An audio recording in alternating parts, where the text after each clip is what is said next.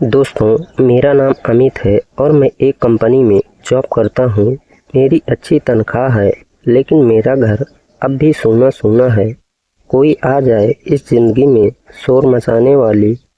अगर आप किसी को जानते हैं तो आप मुझे ज़रूर बताना। मैं शादी करना चाहता हूँ।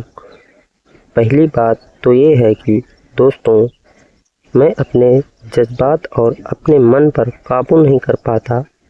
दिन में 2 से 3 बार मचल उठता है और रात में तो पूरी रात ये अटेंशन रहता है। दोस्तों, मैं आप सभी के सामने अपनी कहानी लाइव खुली कर रहा हूँ। मैं अपनी तमाम रातों की कहानियाँ आप सभी के सामने रख रहा हूँ। मेरी तमाम कहानियाँ सच्ची और मज़ेदार हैं। मुझे आशा है कि आप सभी को मेरी सब कहानियाँ पसंद आएंगी। आज की मेरी कहानी कुछ ऐसी है।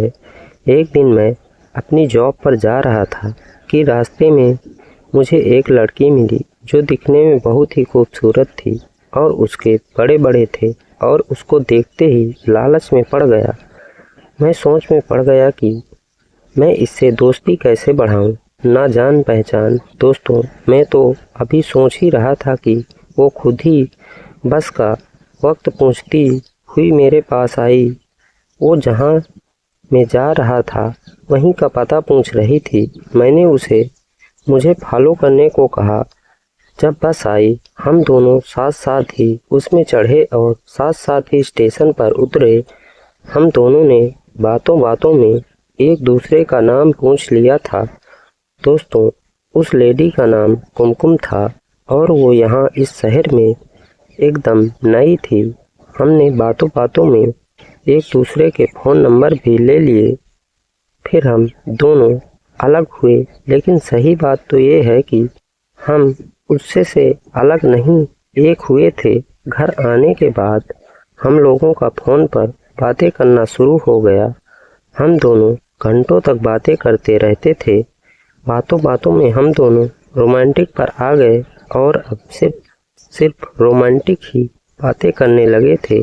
और बातों में जब हम दोनों बात करते थे तो कुछ होने लगता था। एक दिन रात को उसका फ़ोन आया कि आज तो रहा नहीं जा रहा, प्लीज़ आ जाओ, प्लीज़ आप जल्दी से देर किए बिना फ़ौरन आ जाओ। मैं तैयार बैठी हूँ। मैं तो चाहता ही था। मैं तो निकल गया उसके घर जाने के लिए और ठीक 10 ही मिनट में मैं उसके घर पहुँच गया। मैंने उसके दरवाजे की डोर बेल बजाई तो उसने 1 मिनट में ही दरवाज़ा खोल दिया। मैंने देखा कि वो एकदम तैयार बैठी थी बिना कपड़ों